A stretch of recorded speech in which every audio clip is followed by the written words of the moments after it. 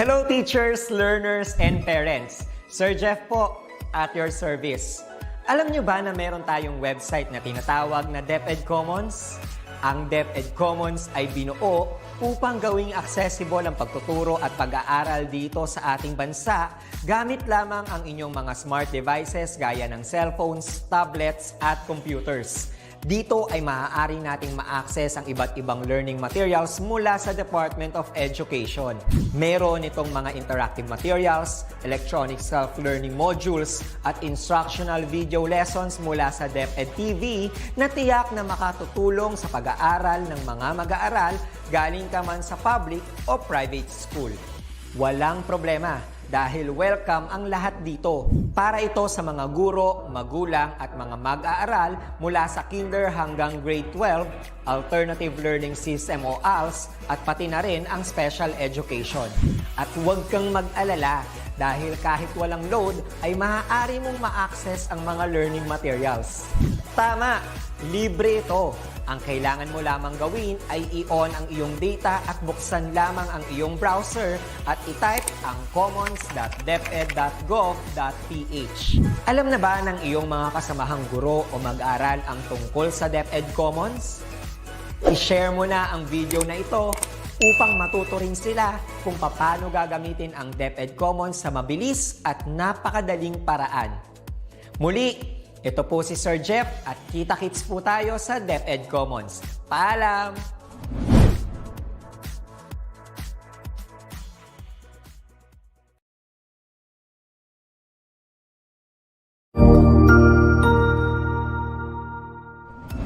Magandang araw, Sir Wilbur po, at your service. Narito ang ETULay upang gabayan ka sa inyong pag-aaral upang lubos na maunawaan ang iba't ibang paksa o subject.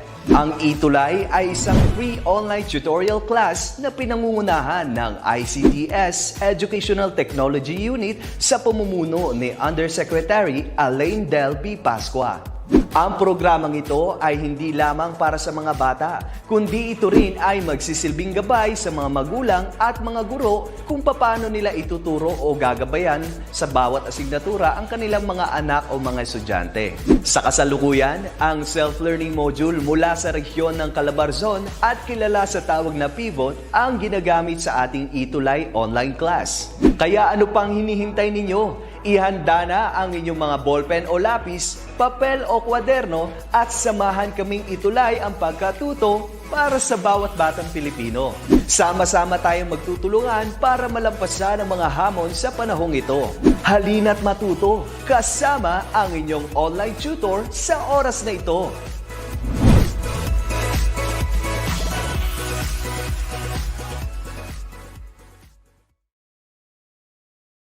Another math venture with Teacher Rev. Today we're going to learn more about mean and variance. Hi everyone, good day. I hope everyone's excited on another math venture with Teacher Rev.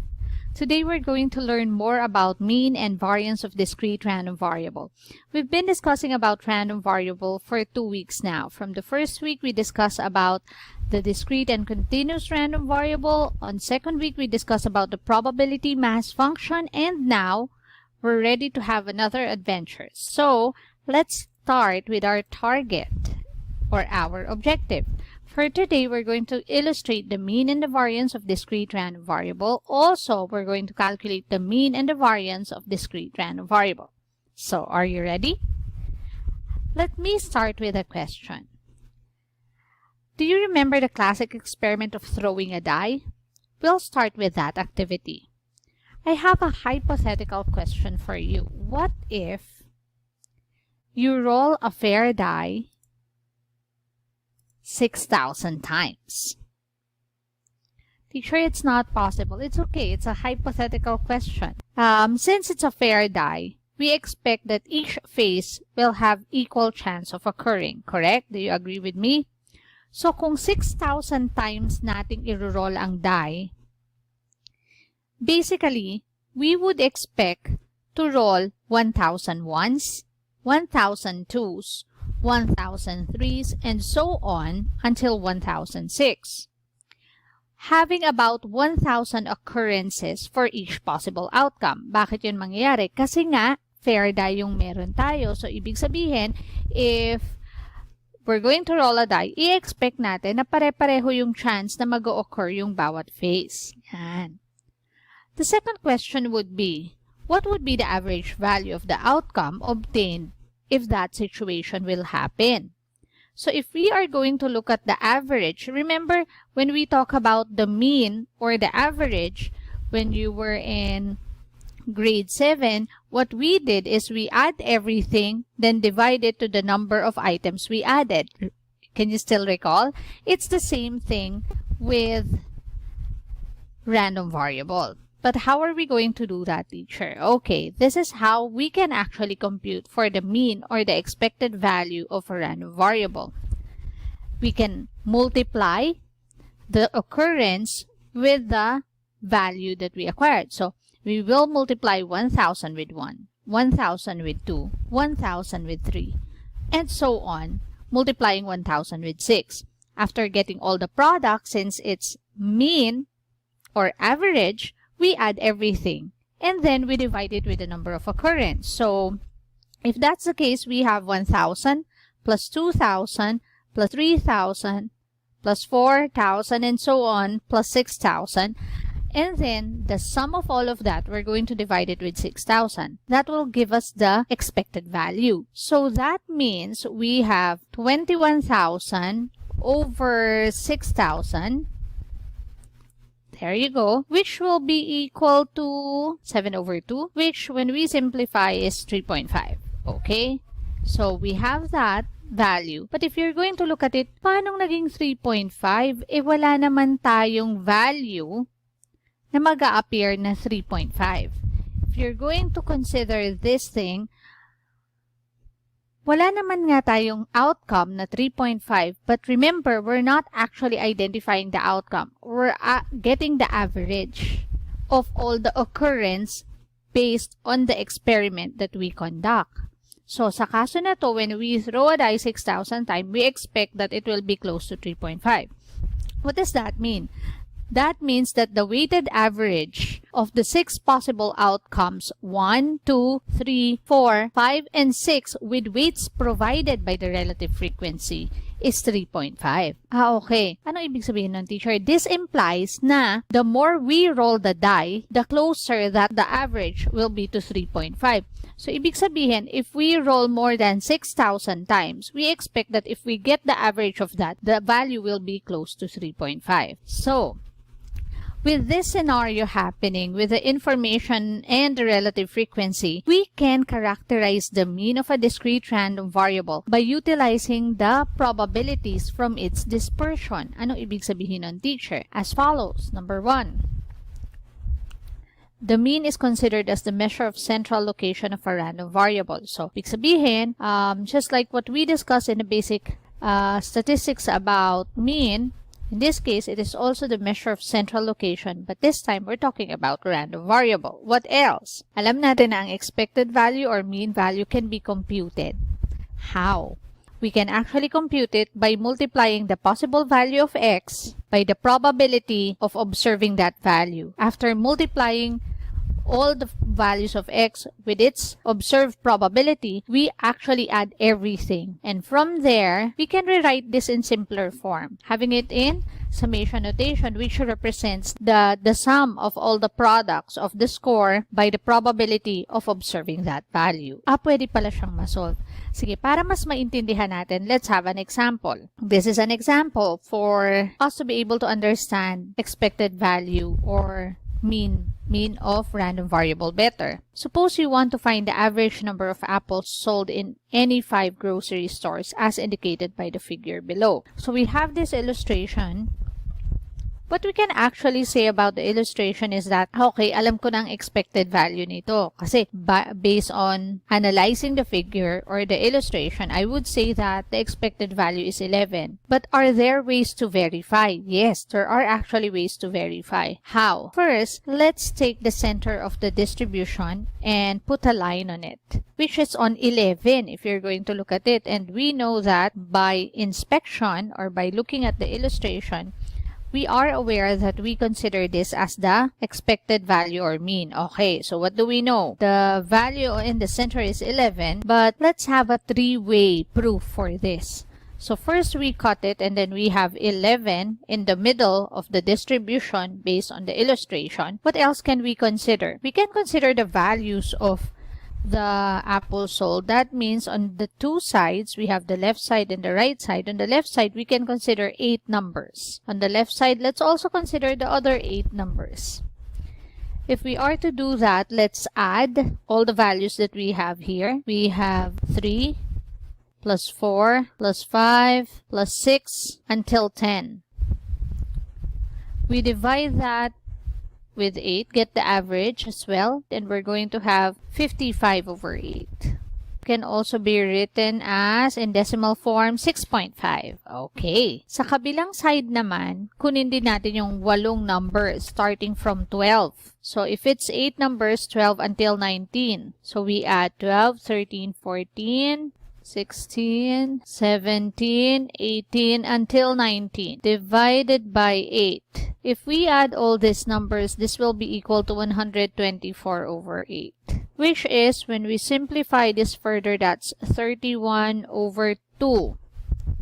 Or, in decimal form, it's 15.5. Okay. So, once we have 15.5, we can actually consider all the average. We have the 6.5, the 15.5, and the center, which is 11. So, if we consider 6.5, 11, and 15.5, and get the average of this 3 divided by 3 to get the average of the 3, that would be equal to 33 over 3, right? Which is equal to 11. Did we result with the expected value? Exactly. This is how we can verify whether our assumption based on the analyzed illustration is correct. So, okay. So that's the expected value. Now, this would give us an idea that the best description would be assuming that the x-axis is an unbounded seesaw. So, para siyang seesaw. Na kung saan the mean is said to be the point where the seesaw balance. If the mean is considered as the point where the seesaw balance, then we use this value as our mean, which we can say is the center of the weights of observation. Okay ba? Naintindihan naman? So I hope everything is clear, no? This concept will lead to the measure of the spread or variance. Variance, which is closely related to the measure of variability, the standard deviation. Anong ibig sabihin nun, teacher? Naaalala nyo sa basic statistics natin na-encounter nyo na yung word na variance and standard deviation. When we talk about variance and standard deviation, we also describe the data saying that anong ibig sabihin natin dun sa data natin? Sinasabi natin na when we talk about variance, we can describe the group as homogeneous or heterogeneous. Sometimes we also discuss whether the performance of the group has more variability or less variability. That is in terms of variance. Meron nga tayong tinatawag, if you can still recall, the higher the variance, the more variability is the group's performance, or the less homogeneous is the group. The lower the variance, the less variability is the group's performance, and the more homogeneous is the group. Now, while standard deviation talks about yung spread ng data natin, or how scattered is the set of data, or basically, how close is the data from the mean. Yun yung dinidescribe ni standard deviation. Ang only difference pinag-uusapan natin ngayon focuses on discrete random variable. The variance of a discrete random variable is defined by the given. So, paano yan, teacher? Anong ginagawa natin? Para makuha natin yung variance, which is denoted by the given symbol, it is computed first by subtracting the mean from each possible value. Yung score minus yung mean, then you square the difference. After that, you multiply it by its observed probability. Okay? So, basically, we have this formula. The standard deviation on the other side is the square root of the variance. This indicates that a small value of the standard deviation or variance means that the dispersion of the random variable is narrowly concentrated around the mean. So, ibig sabihin, if a large value of a standard deviation or variance it means that the distribution is spread out with some possibility of observing values at some distance from the mean. So that we will be able to understand this, magbigay tayo ng example or mag-illustrate tayo ng example. Consider the figure below. Let's illustrate the mean and then later let's compare the variance and standard deviation. Start tayo by illustrating the mean. Since the data is symmetrical along the x-axis, so the mean is equal to 6.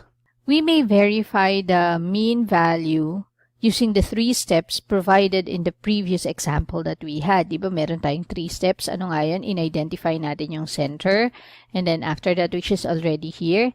Then after that, we considered all the values to the left side, get the average of it, and all the values on the right side, get the average of that. Then we consider those average and get the average of the 3 items. Okay, sige, para mas maintindihan, let's go right through it. So, we know already that the center of the distribution is 6. So, we consider 6. After considering 6, we need to get the average from, in this case, we need to get the average from 2 until 5. On the other side, on the right side, we get the average from 7 until 10. So, let's do the left side. That would be 2 plus 3 plus 4 plus 5 divided by, since there are 4 items, 4, which will result to 14 over 4, simplified to 7 over 2, or written in decimal form as 3.5. Okay, we know that already. The right side, we have 7 plus 8 plus 9 plus 10 divided by 4 is equal to 34 over 4, or when simplified, we have 17 over 2, or 8.5 in decimal form. So we're not yet done because we need to get the average of the 3. What are those 3 that we're going to get the average with? We're going to get the average of 3.5, 6, and 8.5. So we're going to have 3.5 plus 6 plus 8.5 divided by 3 this time. So we have a sum of 18 over 3, and the result is 6, which is our expected value for the given distribution. Okay, now we know that we already answered letter A. This time, let's take a look at letter B. To illustrate the variance and the standard deviation without having computation, let's study the diagram. Okay, so start muna tayo by illustrating pa lang tayo the standard deviation. Later, we're going to have a chance to solve. So this time, let's compare the variance and standard deviation focusing on the given illustration.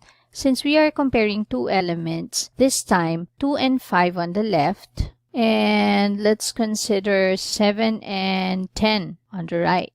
Okay, so remember 6 is the middle item. Then there is a need to double 6. Let's double 6 this time. So let's double the mean, which will be 12. So without computation, I said earlier without computation, what I mean is without following the formula. But this time, let's try to add to manipulate both sides of the illustration. So let's manipulate 2 and 5 by simply adding it. We have 7, and adding 7 and 10, that would be 17. We get the average of 7 and 17, which turn to be 7 plus 17 divided by 2. That would be 24 over 2, or 12. Then from 12, we subtract 12 by 7, which is 5, and 17 by 12, which is 5 also. This implies that the distance of the element from the mean in either direction is 5, which describes the spread of the elements in the observation. So what did we do again?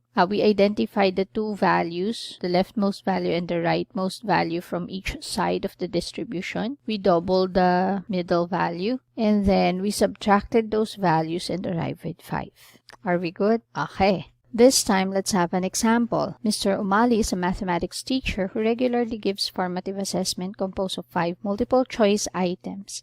After the assessment, he used to check the probability distribution of the correct responses, and the data is presented on the table. So, ito yung table with the given data Para mahanap natin yung expected value, of course, we need to use the formula for the expected value, which we discussed earlier. Now, paano natin to hahanapin or paano natin makukuha yung summation ng product ng bawat score at ng value ng kanyang probability? How are we going to do that? First, consider the table, tas mag-add tayo ng isa pang column na kung saan doon natin ilalagay yung product ng score at ng probability niya. In this case, kunin na natin yung product. Alam natin na 0 times 0.3 is 0. 1 times 0.05 is 0.05.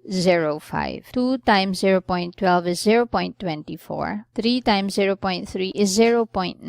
So, I'll be needing my calculator here. 4 times 0.28 is 1.12, and also 5 times 0.22 is equal to 1.1. Now, para makuha natin yung expected value, kailangan natin kunin yung sum ng lahat ng nasa last column. Let's add using our calculator. We're not going to include 0 anymore, so start tayo with 0.05. We add 0.24, then 0.9. Then 1.12, and last we have 1.1, and it's equal to 3.41. So based on this formula, we can actually have our solution as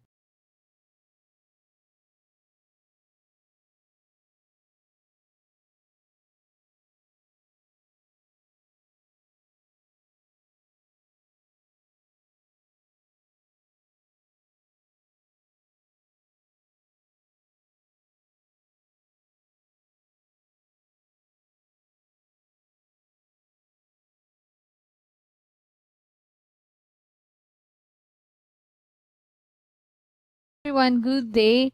I hope everyone's excited on another math venture with teacher.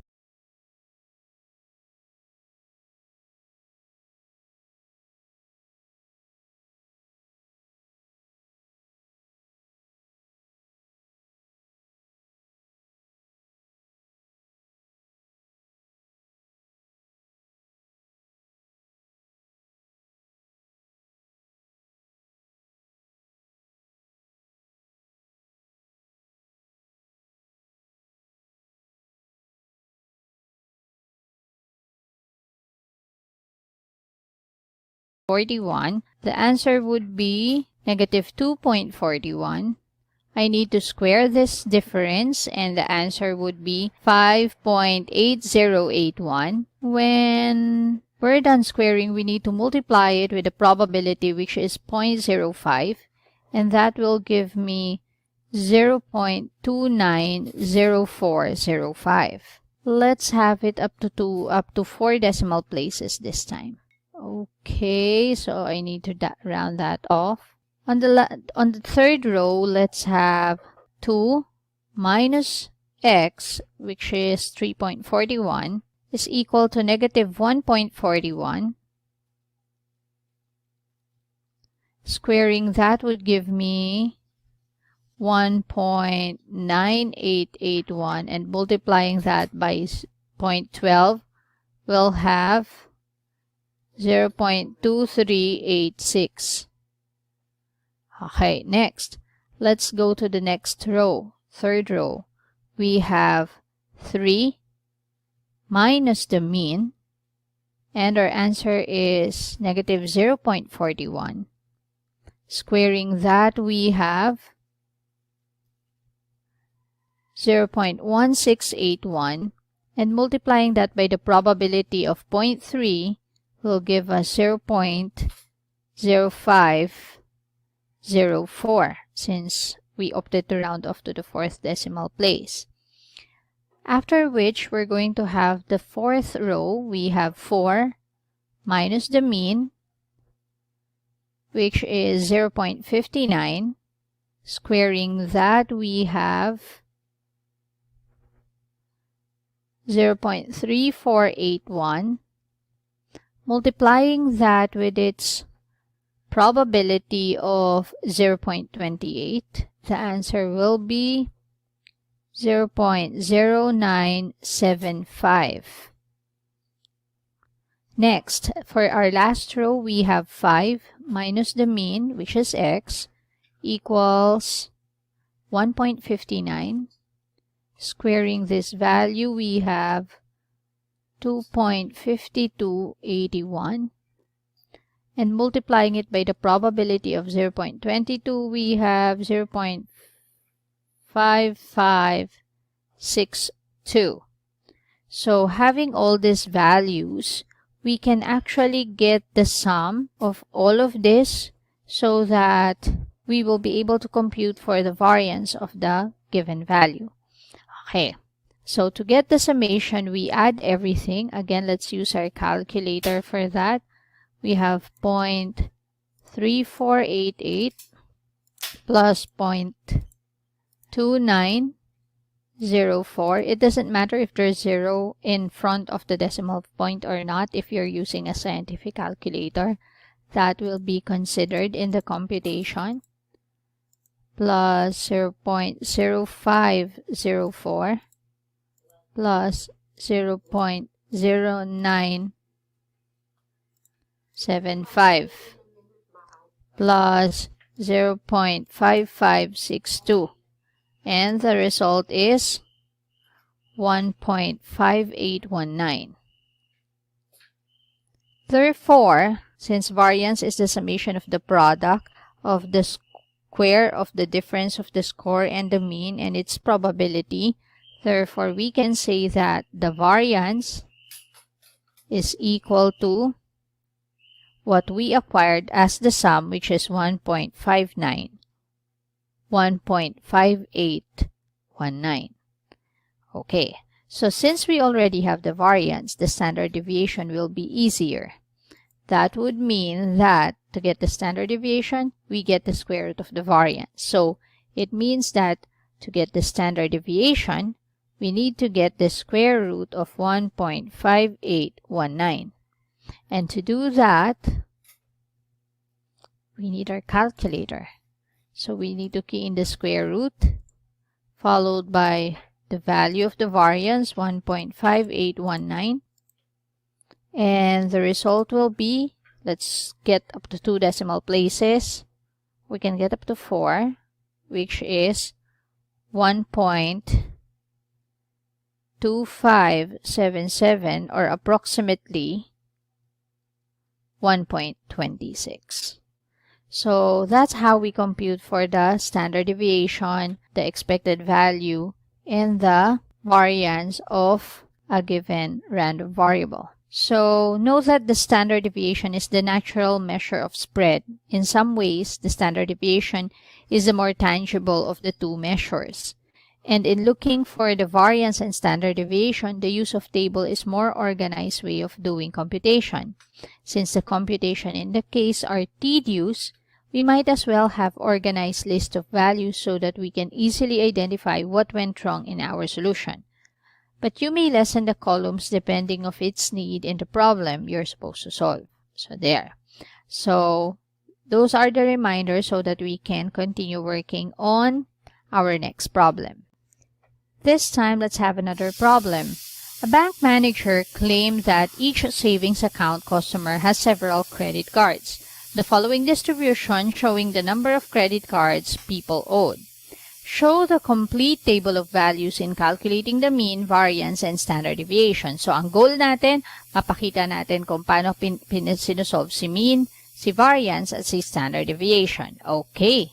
So, simulan natin kay mean or kay expected value. Para makuha sa expected value or mean of the random variable, ang una natin gagawin is to add another column to the table, which will be labeled as the product of the score and its observed probability. So, 0 times 0.18 is 0, 1 times 0.44 is 0.44, 2 times 0.27, so let's have that, and the answer is 0.54, 3 times 0.08 is 0.24, 4 times 0.03 is 0.12. So I have all these values And to get my expected value, I just need to add all the items on the last column. So pag in-add ko yan, let me use my calculator, 0.44 plus 0.54 plus 0.24 plus 0.12 will be equal to 1.34. So the expected value, this is 1.34. So the expected value is,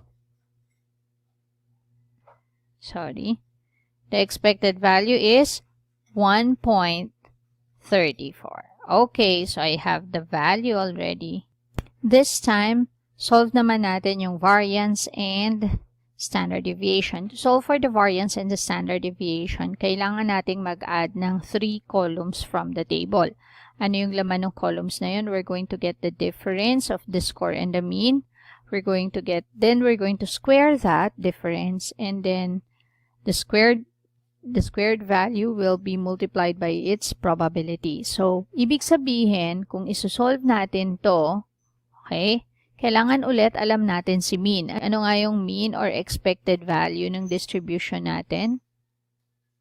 It is equal to, balikan natin, 1.34. Okay, 1.34. Again, what I'm going to do if I have my calculator, para hindi ako magkikiin ng 1.34, what I should do is to simply assign 1.34, store it as a value of the variable x. So that every time na magkiin ako ng x, yun yung value nung item ko. Anong ibig sabihin nun? Halimbawa, instead of having 0 minus 1.34, I know that the answer would be negative 67 over 50 or negative 1.34. But since I already assigned x here with 1.34, to verify that, I can click on Shift, then recall. I actually have x is equal to 1.34 there. So I know that 0 minus x is equal to negative 1.34. I have to square that. Let's do it per row. Squaring that would give me 1.7956. And multiplying that by the probability, which is 0.18, will actually give me 0.3232. Next row, I have 1 minus the mean, which is 1.34. I'll have negative 0.34. If I will square that, that will give me 0.1156. And multiplying that by the probability of 0.44 will give me 0.0509. Okay.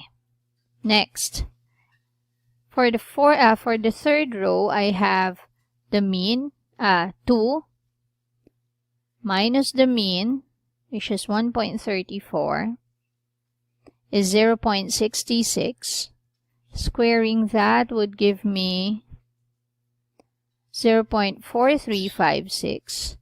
And multiplying that with the probability of 0.27 will result to 0.1176. Next, I have 3 minus the mean, which is 1.66. Squaring that, I will have 2.7556. And multiplying that by the probability of 0.08 will give me 0.2204.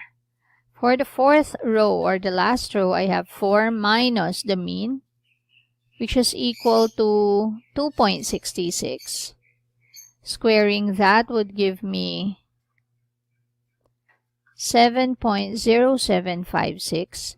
And multiplying that by the probability of 0.03 will result to 0.2125.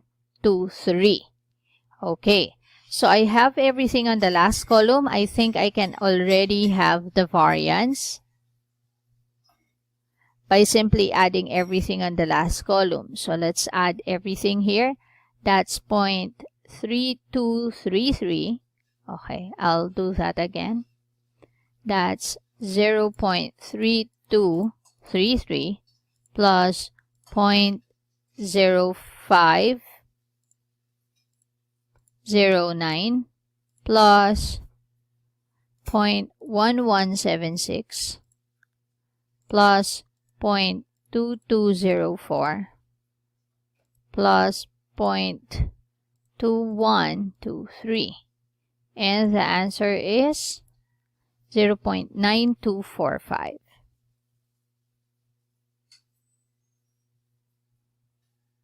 Okay, rounded already to this decimal place. So that means the variance of the given is equal to 0.9245. So the standard deviation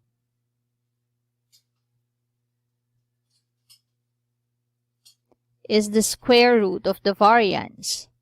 Therefore, it will actually give me the square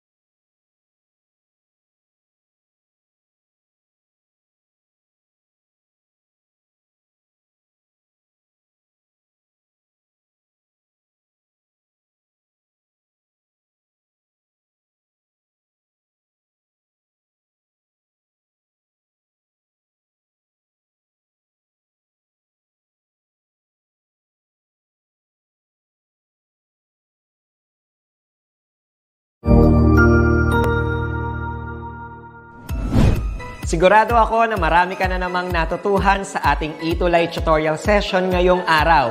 Tandaan, ito ay hindi lamang para sa ating mga mag-aaral, kundi pati rin sa ating mga minamahal na guro at mga magulang na kaagapay natin para maituloy ang pagkatuto sa kabila ng nararanasang pandemya. Patuloy ding sumubaybay sa DepEd TV para sa mga araling ginawang video episodes. Mapapanood ito mula Lunes hanggang Sabado, alas 7 ng umaga hanggang alas 7 ng gabi sa inyong mga telebisyon. Abangan sa Lunes mula 1:00 ng tanghali ang iba pang aralin sa ating ETULay free online tutorial session sa Science. I-like and subscribe at manatiling nakasubaybay sa ating ETULay tutorial session sa DepEd Edtech Unit FB page at Educational Technology Unit channel sa YouTube at sa DepEd Tayo at DepEd Philippines social media accounts. Paalam!